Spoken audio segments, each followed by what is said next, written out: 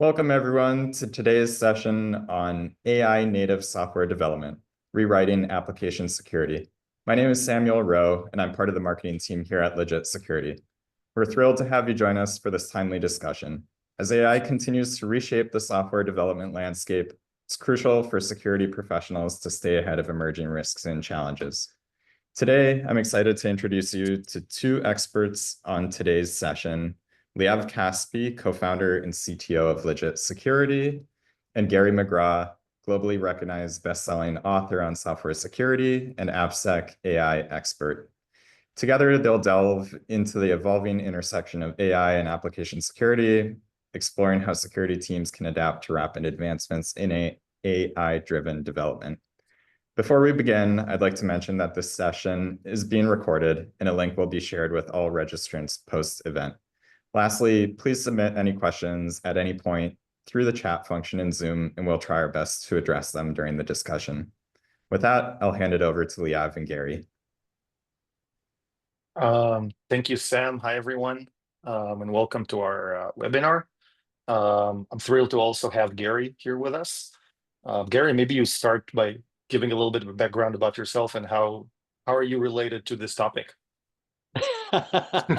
Well, I'm an old guy, Liev. Let's see. I'm related to AppSec because in the year 1999, I started writing a book with John Viega called Building Secure Software that turns out to have been the first book in the world on software security, and I've been doing it ever since. And I'm an AI guy because I got my PhD with Doug Hofstetter in cognitive science and computer science at Indiana University, also in 1995. And I wrote my first neural network program called RapMaster Network in 1989, which was 36 years ago. It didn't have a transformer architecture, but it did use backpropagation. So what happened when I retired from Cigital/Synopsys was I started digging back into AI and machine learning, and the kind of parallels between application security and AI security are remarkable. A lot of big changes are coming. A lot of things are happening now, and there's a lot to talk about. So I'm looking forward to exploring this topic with you and Liev. Yeah, cool. Thank you. And then for those of you who don't know me, I'm the CTO and one of the co-founders in Legit Security. We are an application security startup. Our, let's say, main value proposition is called today application security posture management, but is about complete visibility and security to your application security process. I'll share a little bit more, and you're happy to check out our website. And in this specific webinar, we're going to go and talk a little bit about how AI is changing this security landscape.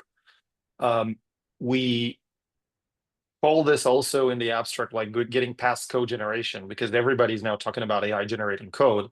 I'll start by saying this is now a fact that's adopted by everywhere in enterprises. So this was a funny statistics. Palo Alto made a poll, and then 100% of the survey said they're using AI to assist coding, which I think makes sense, not a surprise.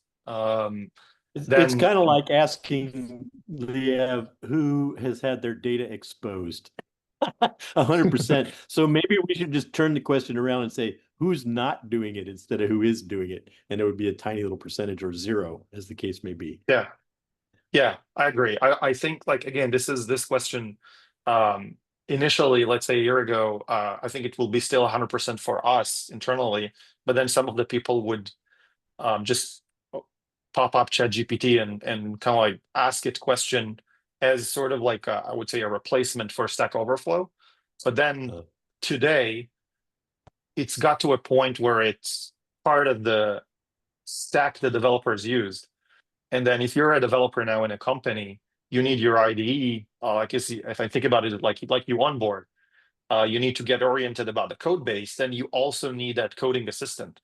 And I see developers starting to get proficiency in specific like software, and then they say, I like this specific model, I like this code gen, and it's becoming like a tool that's a must have by developers. I put here a couple of data. Cursor is growing very fast. It's the fastest growing company. It's just BitWiz to get to 100 million in revenue. Google is saying they're generating more and more of their code is now being generated by AI. This So is I just think the beginning. one of the things that you said is kind of key to all this, though, Liev, because it's like a tool and it's like an assistant, which means you got to keep an eye on it. Yeah, And it also means that the old saw, a fool with a tool is still a fool, applies in spades. So we don't get to replace developers. We just get to enhance developers, I believe. exactly. And yeah, I will. So this was one change, this cogen, and I actually want to focus this entire presentation. The way we look at AI and app security together, we identified 3 use cases which correspond to 3 changes. And one we talked about is AI is writing your code. That's Gen what AI, everybody talks about. So it's, pretty generic, but there's a lot. The other two are kind of more important in my mind. yeah. So let's get to them. And you probably heard a funny term, vibe coding, and then the ability to expand this. But I think this one is covered. The second thing is that AI is part of application architecture. So every software stack today uses models. So every product you're consuming today, almost every product, and it's growing, has some kind of an AI component to that. Maybe the user interface turns into a chat, or some AI enhances the text you're using. We are seeing more and more agents being employed everywhere to query data. So, for example, Slack, communication tool. Now there is an agent you can ask questions and get information. Almost every, I did a quick check, and I think almost every tool was more than 90% of the tools that we use today as part of the organization has an AI button somewhere, and use AI to do something better, usually around getting data or communicating with other tools. The other way I like to think about it is that AI is not just something you use to enhance your software, it's also a new user in your software, because AI talks to other AI. So instead of humans poking through your data, you should expect other AI agents to interact with your data, and we create this mesh of agents talking to agents, and it's coming very fast.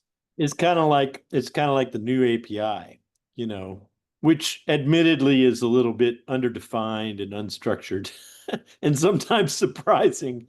So it's like an API in a sense that it's getting to your code and dinking with your code at the architecture level inside of your code, but it's not like an API in a sense that it's very fungible and it can change and it might give you a surprising answer.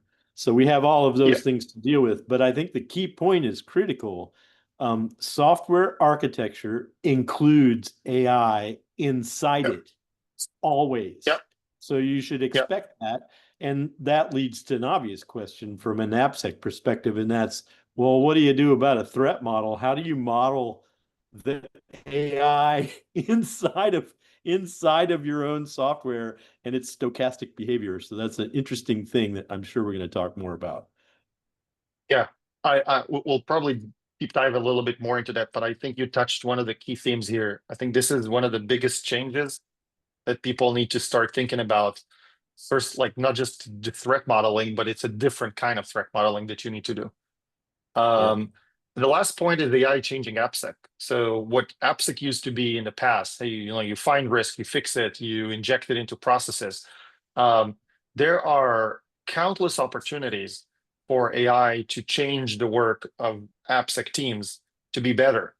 And we'll also talk about this, but these are the 3 themes. Like, how do we do security for the AI that writes your code, for the architecture, and how do we enhance AppSec with AI?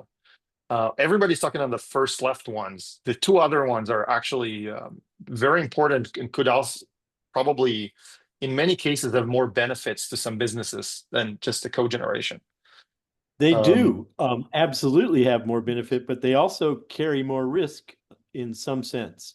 Because if you're just talking about code being generated, we could just throw that code through our normal mechanisms. We could scan it for vulnerabilities. We could look at the architecture, blah, blah, blah, for code that's generated by AI. The other two things are much more fundamental changes to the way we're doing work. Yeah. So we talked about like questions people need to speak, but I'm raising a couple of questions which are things that you should consider or think about. What's the impact of all those changes? So I'll just list them out here, and when we get to the summary, we can see if some of them have some insights. But one, the risk to the organization, the threat model is something that's going to change. So the architecture changes, the way to do threat model is changing. So the whole concept of what's now risky to a business has changed, because if your application now exposes AI interfaces or is running an agent or gets inputs from users and use some model to process it, you've got new risks. Then the two of the three, I moved it Can fast. I Yeah. throw in a comment there?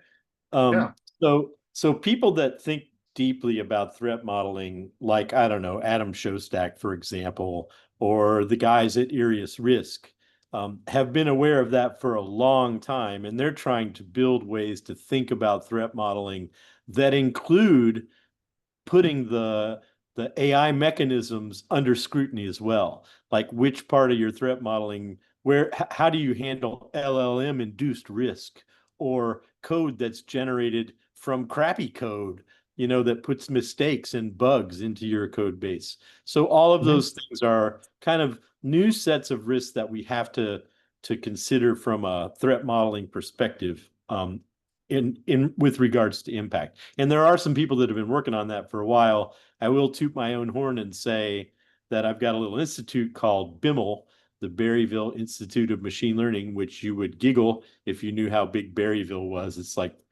four guys and a cow. But the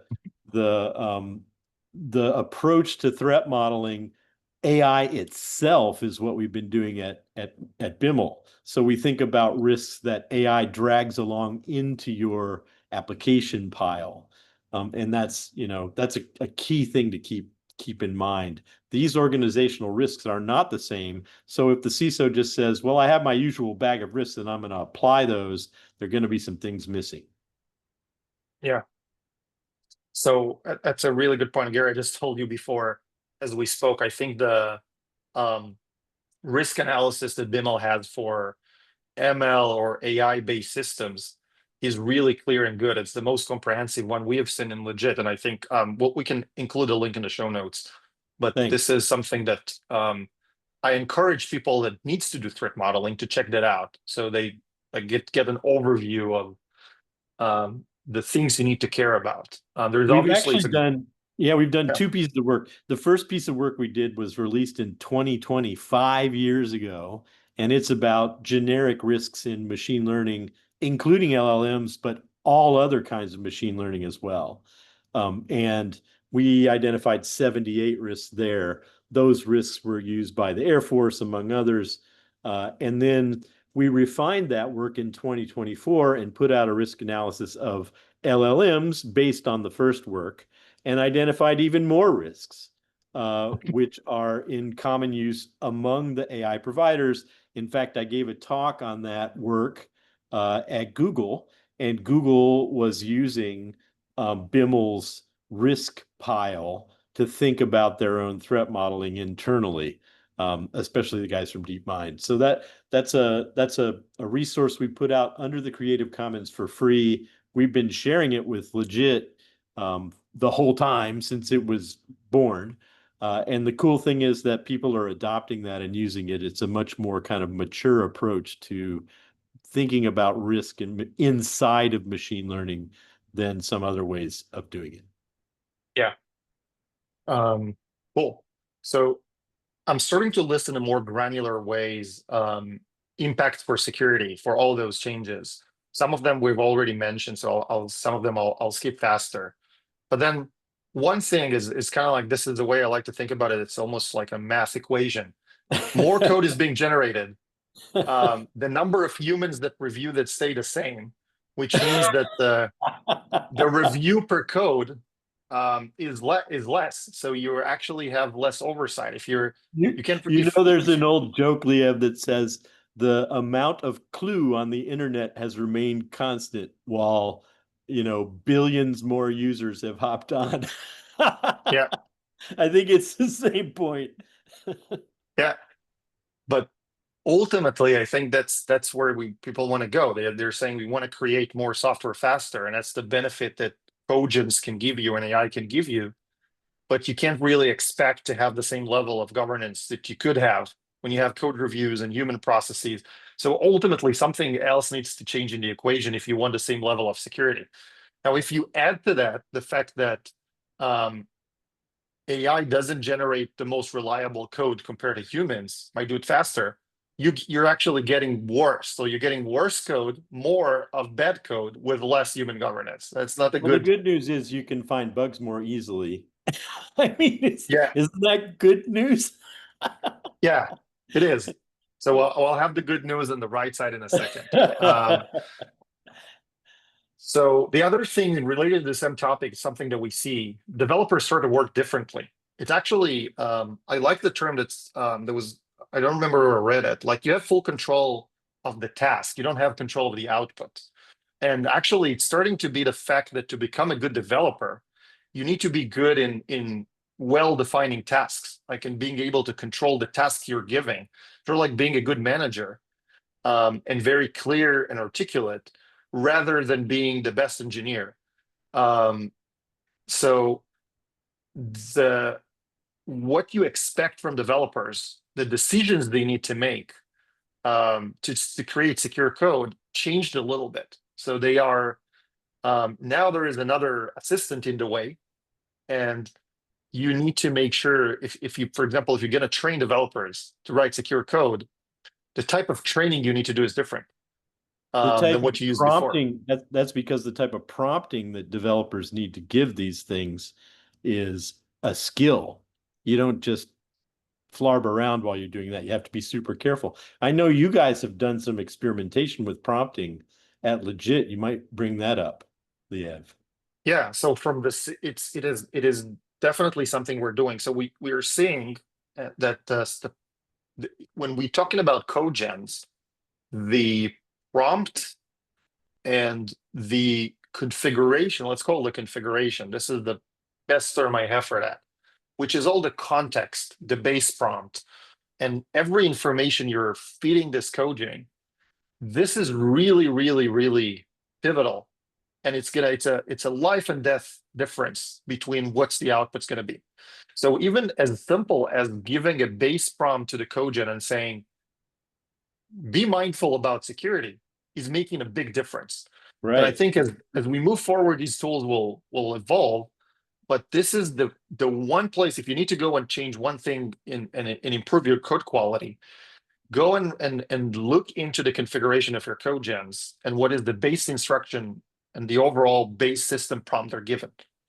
Yeah. And you should also know that your mileage will still vary with the same prompt. So one of the things that makes LLMs so interesting and fluid, and it makes them less brittle than some other tools that we use, also drags along a concern. And that is that they don't always do exactly the same thing given exactly the same prompt. Because of the way that they're built. You know, these things are stochastic. So it'll be mostly right most of the time, but you have to set things up to handle the situation when it goes off the rails and does something wrong. And you're just like, oh my God, a human would never do that. And oh yeah, a human would never do that, but you still have to deal with it. Yeah, absolutely. So this whole stochastic nature will come up, I think, almost on every slide. The third thing is that, again, we talked about this before, new attack surface. Prompts are inputs, are everywhere. The input and the output is now a new mechanism you need to protect. And I wrote here again what you just said. It's a non-deterministic system. So we are used to think about AI as systems that or sorry, not AI. We used to think about software as something that's really predictable. We have an input. Let's say the input is, I remember learning computer science edge cases. How do you handle edge cases? You know, you just write something that handles them. It will handle 100% of the edge cases if you just teach it. With AI, it's actually not going to do this. So you could write a prompt and say, if you get this type of input, ignore it. You can't really have confidence going to be ignored. And we've seen I've seen people that say we try to find prompt injection, but it's somebody just wrote the prompt in a different language, in French, and it just bypassed all our prompts. So Absolutely. it's a losing battle if you're trying to do this. Yeah, there's a way to write prompts too that gets to an underlying representation inside of LLMs that people are exploring now in the literature that that isn't really as well known. But I do want to point out once again that the API is English and the prompts are English, generally speaking. They don't have to be. But this is an undocumented, unstable API that sometimes exhibits unanticipated behaviors. And all those U's, undocumented, unstable, and unanticipated, are the things that give us the flexibility we want. So we can't not do it. We just have to do it with care and know that every once in a while there's going to be a big surprise when we do this stuff. Yeah. I mean, we already knew, as programmers, you already know, because you have to deal with this. Be careful what you ask for. Be careful what you tell the computer to do, because sometimes computers do exactly what you told them, and that's not what you meant. And now that problem is getting even more serious. One way somebody put it, which I liked, is almost like compare this to a person. I can tell you, Gary, remember the number 45. I think 9 out of 10 times you will remember it, and I'll ask you tomorrow. 1 out of 10 you will say, "Oh, you said 54." So Right. it's almost the same. So if you compare this, you say you have like a person, which, no offense, is not extremely smart, that's doing the job you told it to do. You should expect that 1 out of 10, or it's some probability, the work's going to go wrong, or the input handling is going to go wrong. So, and why is this? Well, this is because we trained these things up on everything, like literally everything. All the code we could get our hands on. 14 trillion data points go into OpenAI's new models. That's a lot of data points. And that means we're getting an average of everything, and the average is average. We want excellence, so we have to be careful of average when we want excellence. yeah. So right side is a little bit more optimistic. Let's talk about opportunity. So first of all, there is the ability for security to, if you generate the code, you can improve the security of the code at that level. If you're already doing this, if you care for security, you're actually going to get better results. You can use AI to fix bugs. You can run the AppSec that you're running in later stages at the generation level. There is an opportunity to do this. We legit are also doing this, and we'll talk about this a little bit later. But then you could use this situation to actually improve the code AI is writing, and try to create as much secure code as possible. And some areas where they're simple, there's actually an ability to eliminate classes of vulnerability that are very, very easy to bypass, or like mistakes that are easy to circumvent, because you could just tell AI, again, in some probability, you could remove them and have good results. So you're more optimistic than I am about that, but we'll just pretend that optimism is warranted here. Yeah. I would say we're in a situation where this is already happening. You're already writing large chunks of your code with AI. You would be better off trying to make this AI write more secure code than not doing this. Absolutely right. It's not going to solve the security problem for sure, but it's going to make the situation a lot better. Well, it's going to make it better at the code level and at the level of bugs. But just to kind of harken back to a distinction that I like to make, I like to talk about bugs in the code and flaws in the design, both of which are defects. And design flaws are both much harder to spot, and because code is being automated in sort of little globs, like 1,000 line to 10,000 line, if you put all those little things together, you might end up with a very big mess from an architecture perspective. And that's one of the key challenges. We're going to have to shift left because we're going to have to keep an eye on architectural sanity in a new way.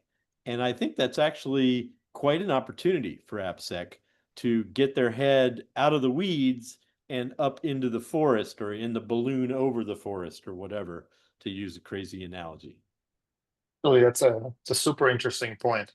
Um, I I think that makes a ton of sense. As you use those tools and ask them to do more stuff, they start to grow on patches. And one of the most frequent complaints I hear when we talk to development teams that use AI, they say, well, it fixed the specific problem, but it's really failed to understand the bigger picture, because the bigger picture is complex.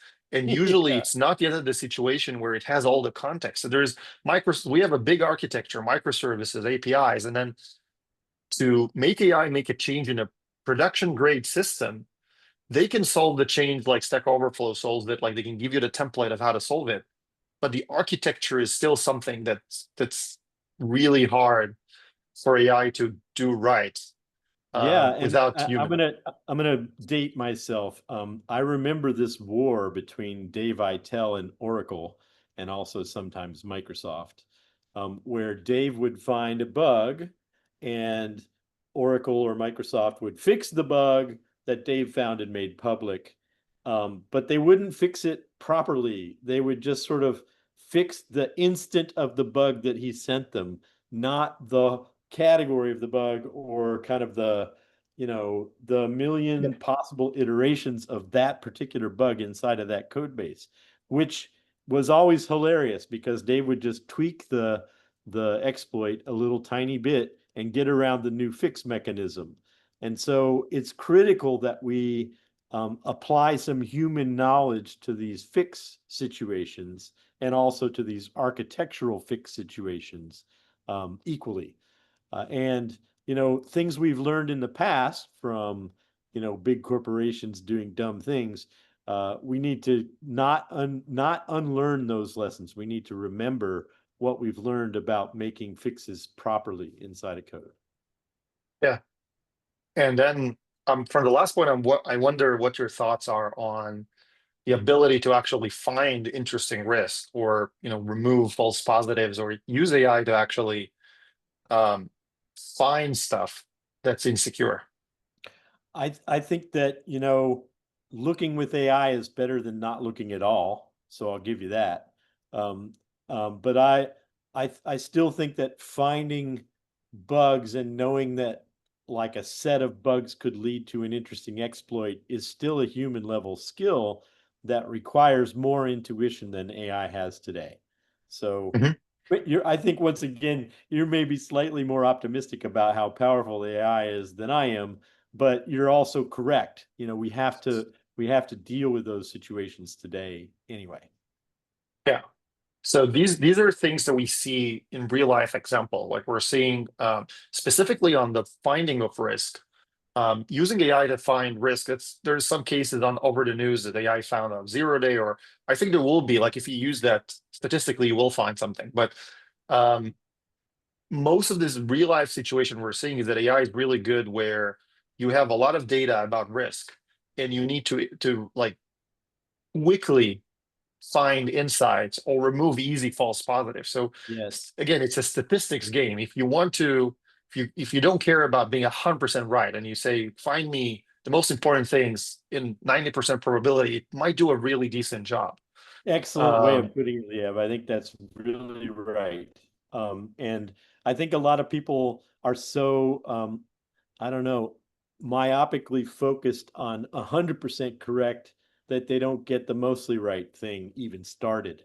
And this is a good way to start with the mostly right.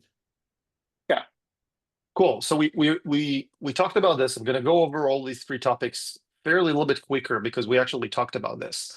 On the topic of generating code with AI, this first change, actually, the most quoted research, I think by a Chinese and Australian university, started to look at snippets. They found out something like the numbers are an average of like 30 to 40%, that they had security flaws. So they looked at what GitHub Copilot generated and said, well, depending on the language and the situation, here it says Python 32%, 24% in JavaScript, but those snippets had some security issues with actually some scary CWEs as they're generated. I have here a couple of examples. I'll go over them quickly. I like this quote here. I don't know if you've seen this poor guy. He's now This is over the news. hilarious. But a poor guy used what's called vibe coding. He basically used just prompts to build up an app, start monetizing it, and then some people on the internet said, "Well, it's probably insecure." They started doing DDoS attacks and starting ripping apart his system. Actually, if you go and Getting look into at the his brain of his assistant, that's the best part. yeah. So actually, he has a really interesting X account where he's actually learned and started using different stack and caring about security. But again, he's being quoted everywhere as the sort of like the goat of I try this and I try to go live with it very fast and then got bitten. Another there are good vibes and bad vibes. yeah. Yeah. The other different type of risk, it's actually one of the researchers is our own security publication from like 2 weeks ago, is that those tools themselves, like Copilot and GitLab, in this case, GitLab Duo, they had flaws which are, again, these flaws are natural, prompt injections, but we could see that it was very easy to turn them against the user. And for example, the example in GitLab is that we've been able to show that you could, in a code contribution, hide a prompt. And that prompt actually tells the assistant to do, put a specific link there, say this is the link for the answer, and that link would be actually something that sends data to our servers. Like you could actually control any answer and rewire the prompt and give it new instruction and put it in a very hidden way. It is still What's possible. amazing? Dave Evans at UVA talked about this 3 years ago with Trojan AI work that they were doing. And it is a real problem. If, the prompt can include stuff that makes you, accidentally put, let's say, the wrong C library, you call the wrong library out there remotely, or you just load code from a URL and it turns out to be a malicious URL. This is a common problem right now. Yeah. So have you heard about this? Is I think reversing lab quoted, but slop squatting, which is the AI hallucinates a malicious library, which I heard it's not just the hallucination. Like people found patterns where AI invents the name of a library and then uploaded that library with malicious code. So there's a pointer to nothing, and the bad guys put some stuff where the nothing is. Exactly. And the stuff is malicious. Yeah. So they found something that's repeatedly being hallucinated. So kind of probably like something that makes sense. I hate that term. Then, can we not use that term? So hallucinated is all happy, hippy bippy, it's just like some guy on acid dancing around to the Grateful Dead, but actually it's just wrong. So we can just say, when the AI is wrong, here's what happens. Yeah. So I summarized the main things we're seeing from legit security perspective, as we were talking with dozens of CISOs and a lot of security professionals. The concerns, the top concerns we're seeing is number one, insecure code. That's the number one concern. Numbers go 30, 40, 20%, but everybody agrees the code that's generated vanilla out of a code gen is insecure. And without doing anything, it's very unreliable. Specifically there, the problem of libraries is very big. Like it is introducing outdated, again, it's been trained about code that's using a library a year ago. This library is now outdated. If you're not upgrading it or not giving instruction to the code and explicitly use the latest versions or do something with it, you're going to get vulnerable malicious libraries, outdated libraries. It's very, very common to happen as code is being generated. Third is what we've seen, like the code assisting itself can be turned against you if you don't harden what's going on there, and you don't make sure the prompts it's being fed are secure. So there is a security work to be done on the setup of the tool set.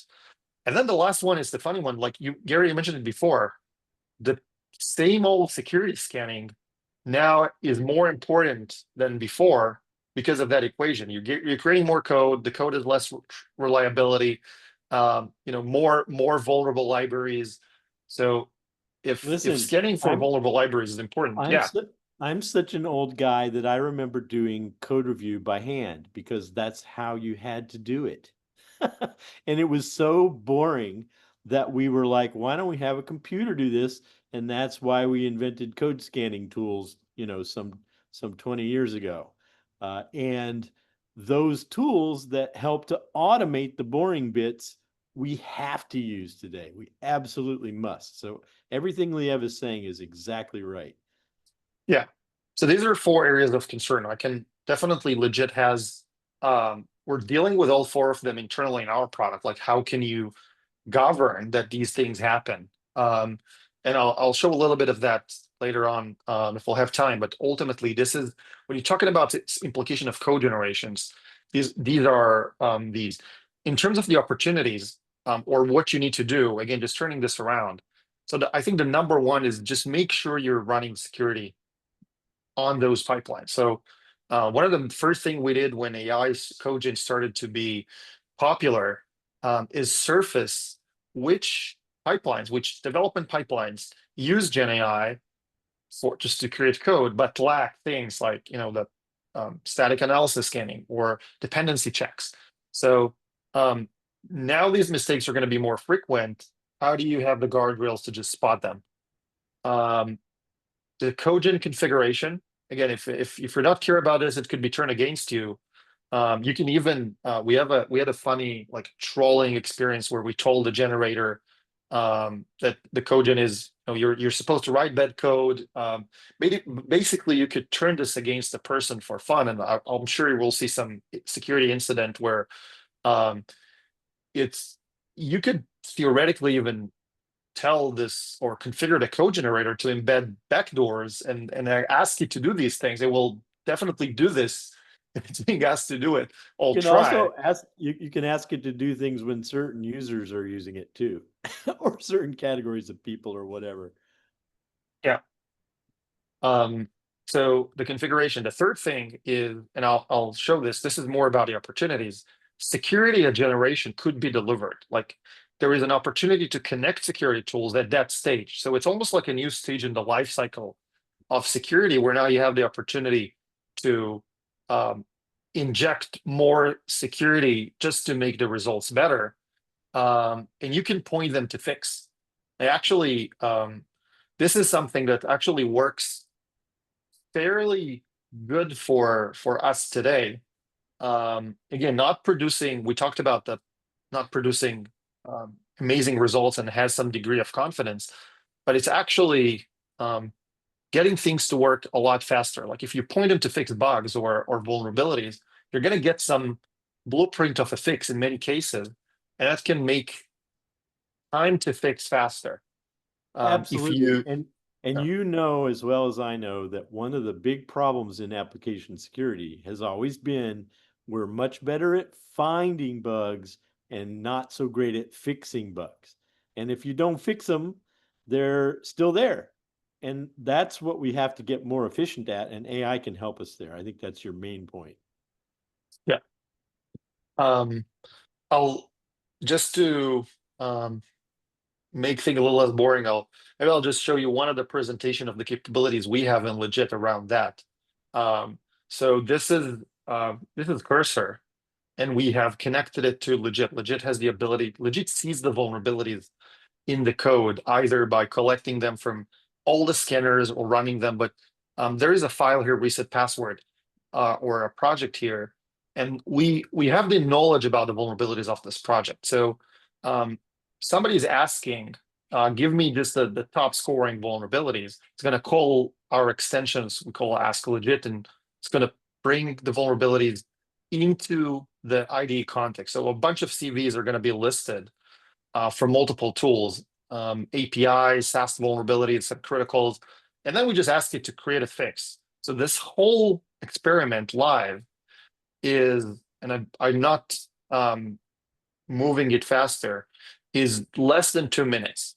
And then again, I don't know if the fix was perfect. We actually checked it. It was, I would say, 80%, 90% good. We had to tweak it a little bit. But if I fast forward, all of those, there is 10 vulnerabilities, 10 critical vulnerabilities that got fixed. And the developer now has a suggested fix. They can go and introspect that. They can go and look at that, look at the architecture. Again, it's not perfect, but the alternative for an AppSec team would be, let's create 10 tickets. Let's prioritize them. Let's try to sneak them into some development iteration or sprint. So depending how bad a situation is, it could take from days or like, again, or a day, or if you're very efficient, could be hours to a couple of minutes. Yeah. Sometimes it takes forever. Yeah. So especially where we see this is working is in low-hanging fruits, like things that are very, very simple. We're actually trying to understand where can we find, that's kind of like our internal research, problems that we know AI can solve with good confidence. And these problems are very simple, and just the time that it takes to facilitate the fix is something we can solve. So you remove tech debt on simple things very, very fast. So the good news is you can remove this. The bad news is you're left with the complex things. That's a very, very well, but that's good news if you're a developer, because your job is not going to get replaced. Like that's one of the things I want to keep telling people. These tools are powerful. They're going to be helpful. They're going to make us do lots of great stuff, but they are not going to take your job away. You have intuition, you have insight, things that humans can do that AI can't do yet. Yeah, absolutely. So we talked about cogens. The topic of risk in AI architecture, I put here some picture I grabbed from one of the website, but again, I'm reiterating what we said before as a summary. So the main thing is behavior to input is unpredictable. We can control the tasks we give software, but we can't control the output. So we need some external way to compensate for that. We talked about the replacement of communications. MCP is now the trend. Don't know if this specific thing would last, specific protocol, but there is a prompt exchange, and this is the new form of communication. And what we actually see, the visibility of this AI architecture is very, very low. So we are day and night finding AI in software architectures where security team are not aware it's being used or even called. So almost like API, if you're calling an AI agent and sending some prompts, then again, this is the same threat model. You're sending information to us from a ballistic system. You need to make sure that you control, you look at the outputs you're given and treat us accordingly. I have this, we talked about MCP. So everybody's using it, but they're not, everybody's using it, but they're not telling security they are. Exactly. Yeah. Exactly. And I think the analogy for MCP to API is exactly, besides putting the fact that they behave differently, it's the same concept. So I put in an architecture diagram that our product can create, but basically you used to have a service using data exposing an API. Now the same data is being exposed by an MCP. And we talked about this, that it's you had the 3 U's that I like, but they're I'll do the quote again. So here's the Bimble quote. It's an undocumented, unstable API that sometimes exhibits unanticipated behavior. Yeah. So as people rush to bring MCP servers, the way of thinking about this is just like thinking about, like you used to think about APIs, but with these specific exceptions. So with the API security trend that was a couple of years ago and still going on, people said, okay, we realize APIs is our window. This is the exposure points. Let's go top down, walk back from the API, understand what's vulnerable. Same concept with MCP. MCP is now the protocol, it's the endpoint. This is what this is what's going to receive the prompts and going to share data or do something, it has to be secured, and it has to be secured differently. So it has to be secured with taking into respect the fact that it's unpredictable. And then, but I think this is what we're seeing today is a lot more basic than that. Wait. We got to be exactly right there. It's not unpredictable. It's predictable, but it's stochastic. Yeah. Agreed. Yeah.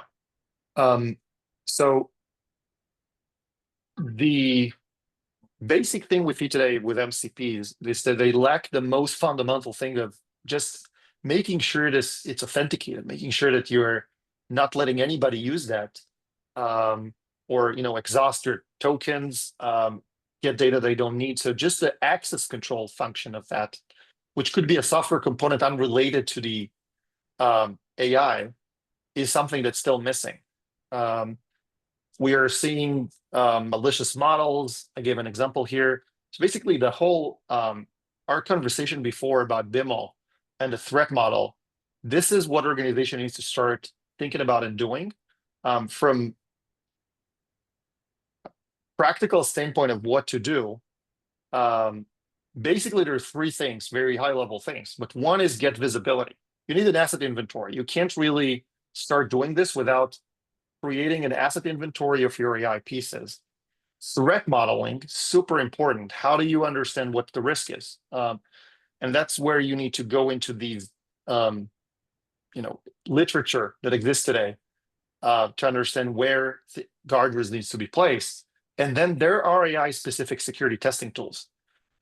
We are doing some of that on the code level. There are some that do this on runtime level, but these three components together is what we see today that answers for these new architectural flaws. I totally agree with this. And so I would say you guys are really particularly good at one. And two is something that Arius Risk is particularly good at. They built the BIML risks into their model. And three is something that companies like Hidden Layer are really pretty good at. Yeah. So when we started initially with what needs to change, we talked about like organization, we talked about tooling. That requires, in some cases, new tooling. For all of these functions, there is a need for capabilities to be able to help with us. So lastly, I'll mention the AppSec opportunities. I'll mention what we see in Legit. I classified it into the three buckets we talked before.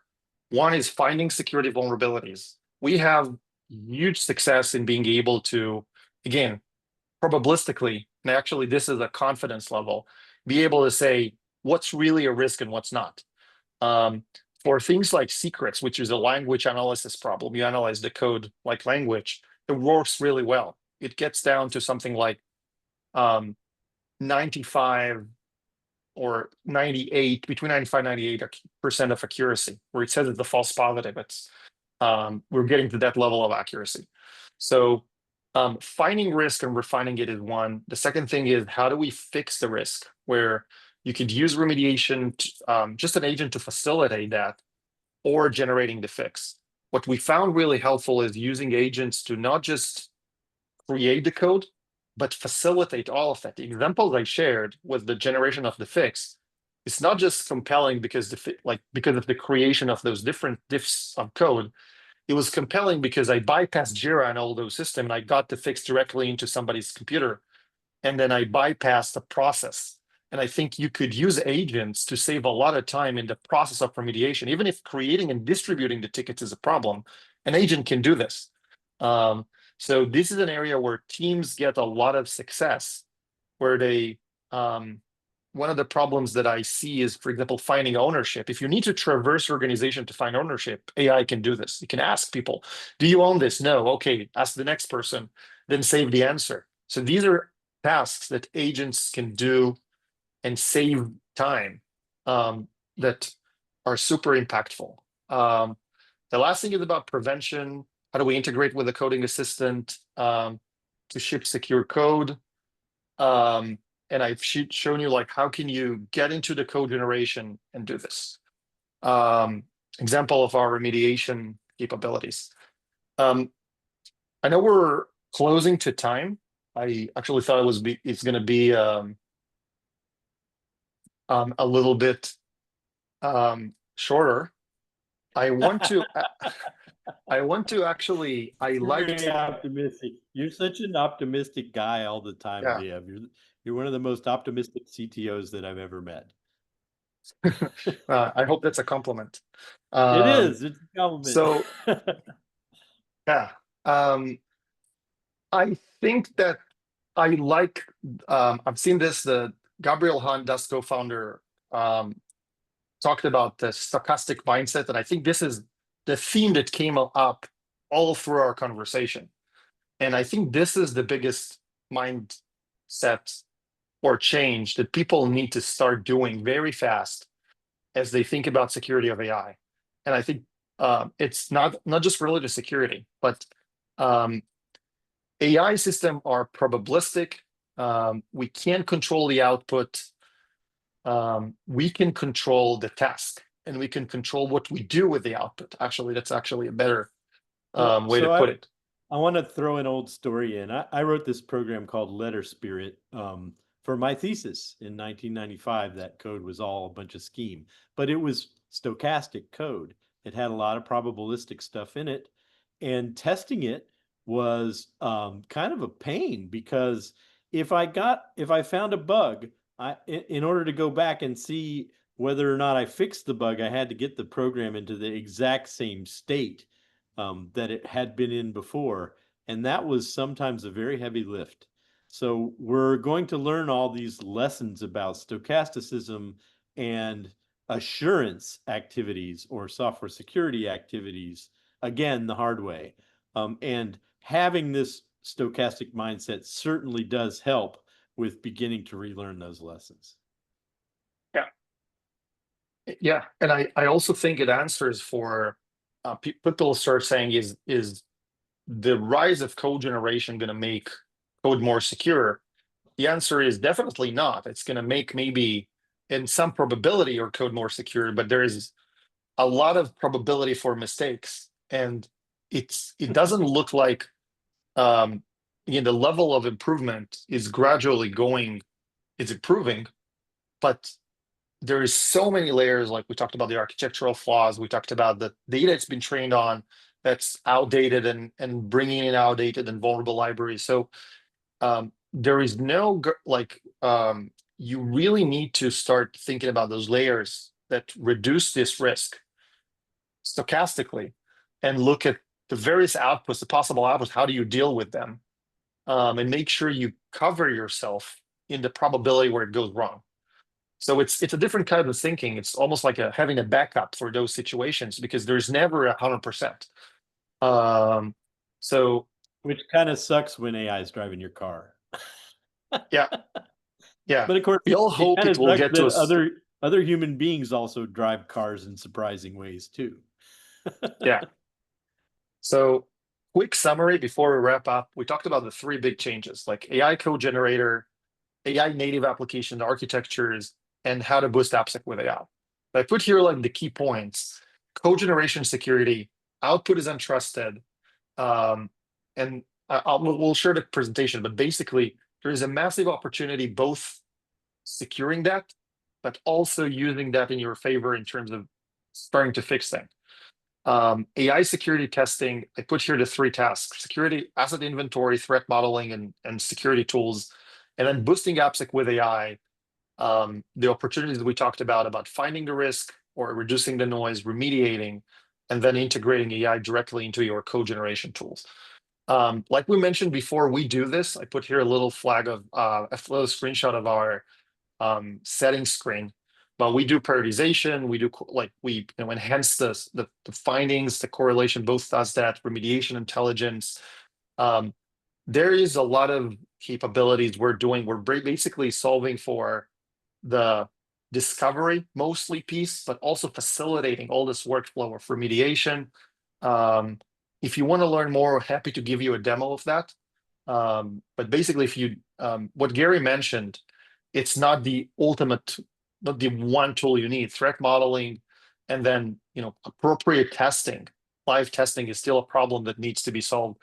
But definitely, if this is a concern, we're happy to show you what we do. And I think that's it. Let's see any outstanding questions. So Gary, I think we can stop here. Super. Yeah. That was great, Liev. I think we covered a lot of ground, and the important lessons were emphasized. So I wanna let people know that they can get directly in touch with both Liev and with me if you have further questions about this stuff. Just reach out. We're easy to find on the internet, but we'll leave that as an exercise for the viewers. Yeah. Cool. Yeah. Thank you, Gary. Always a pleasure. And then thank you everybody who joined. And yeah, see you next time.